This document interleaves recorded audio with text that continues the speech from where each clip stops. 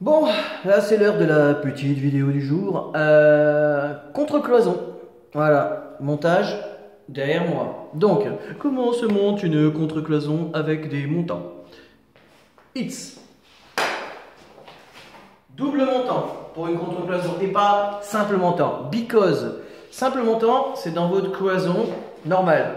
Parce qu'il y a une plaque à l'avant et une plaque à l'arrière, en croisée. Donc question résistance, les plaques jouent.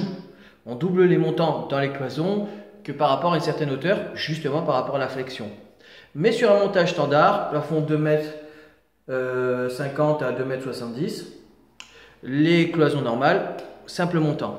Mais les contre-cloisons, double montant, because, et il n'y a qu'une plaque à l'avant, il n'y en a pas une à l'arrière. Voilà, donc le deuxième fait compensation pour qu'il y ait une plus grande rigidité. Ok, ensuite, fixation des montants doubles.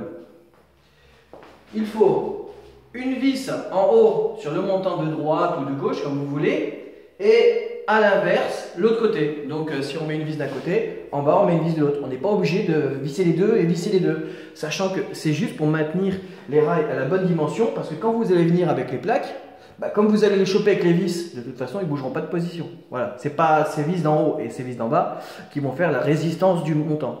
C'est les vis que vous allez mettre et surtout le montage. Précédemment sur une vidéo, j'ai expliqué que en contre-cloison, sur le montant central, c'est-à-dire que ma plaque fait de là à là, j'ai mon montant central, je vais visser en quinconce. Donc je vais choper les deux. C'est là que va se jouer la résistance. Ok? Donc, après les vis qui sont à l'intérieur des montants, parce qu'il faut les visser ensemble pour que les deux puissent se maintenir l'un l'autre et pour plus d'efficacité. Donc, à l'intérieur, je me déplace. Voilà, à l'intérieur. Voilà. Moi, j'ai mis des vis à placo. Vous voyez? Tac, tac. L'espace entre les vis de fixation, 60. Ok? À peu près 60, voilà. C'est la norme. Moi, j'ai mis des vis à placo. On vous conseillera plutôt, si vous allez sur les docks officiels, des TRPF. C'est-à-dire, attendez, hop. Les petites vis comme ceci, d'accord? Donc, disons que sur le plafond, ok, mais sur les montants comme ça, le problème c'est que à insérer votre visseuse dedans, quand vous mettez les petites TRPF, ça rip, ça tombe, c'est un peu galère. Donc, comme de toute façon c'est pour le maintenir l'un l'autre, moi ce que je mets c'est que je mets une vis à placo, pas de droite mais de biais, parce qu'en fait normalement quand ça n'est pas font que les pas de la vis, donc le pourtour de la vis, ce qui est dedans, le filet, vont accrocher la ferraille et vont bien venir serrer l'un contre l'autre et bloquer. Si vous la mettez droite, c'est vrai que la vis à placo foire. Donc il est plus adéquat de mettre celle-ci. Mais si vous la mettez en biais, ça ne change pas la donne.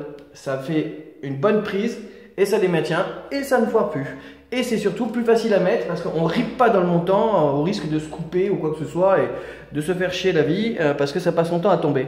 Donc normalement TRPF, mais moi je mets des vis à placo 25 parce qu'elles tiennent bien sur la visseuse et ça évite de bousiller le mandrin. Des fois, selon si vous avez des petites visseuses avec des petits embouts, de bousiller le mandrin qui viendra frotter de chaque côté du montant à l'intérieur en le mettant. Voilà, vous êtes bien à l'extérieur et il y a une bonne prise. Donc, nous avons vu double montant, vissage à droite, vissage à gauche et fixation. L'espace, bon, c'est 60. On ne va pas se tromper, la plaque fait 120. Ok.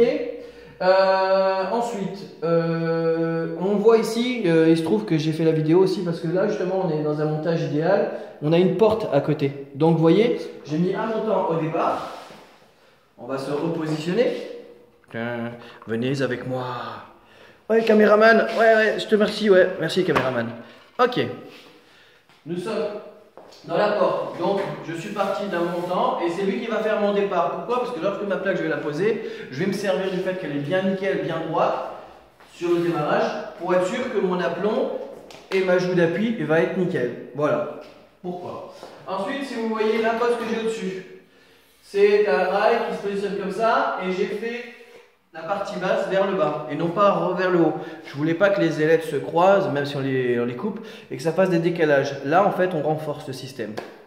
Deuxième petite note, je vous convie à d'abord faire les joues du dessus avant de faire les dessous. Pourquoi? Parce que moi, là, j'ai une petite distance Donc en termes de rigidité, je ne vais pas avoir beaucoup de problèmes, ça ne va pas avoir de flexion.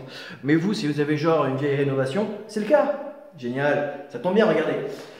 Si vous avez plus d'écart, ici, à cause d'un gros mur, il y a une flèche qui s'installe. Donc en ayant fait le dessus, et seulement en faisant l'ajout par-dessous après, du coup, on va casser la flèche et on va maintenir la plaque bien au droit. Donc, je vous conseille de bien vous fixer par-dessus d'abord, avant de faire les joues de côté. Ok? Qu'est-ce qu'on a vu là? On a vu ça, on a vu ça. J'ai fait une vidéo précédemment, si vous regardez, sur comment on calpine sur le bas les joues. Ah oui, en termes de fixation, regardez bien mon truc au-dessus.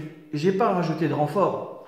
Que ce soit ici ou dans vos cloisons, en dessous d'une distance de 60 cm, ça sert à rien de rajouter des renforts au-dessus. La plaque, elle va pas fléchir comme ça là. C'est en termes d'appui. Donc vous pouvez vous fixer à droite et à gauche, et après quand vous mettez votre imposte, vous le faites dépasser, et puis du coup, de toute façon, de là à là-haut, il n'y a rien qui va venir pousser, ça sert à rien.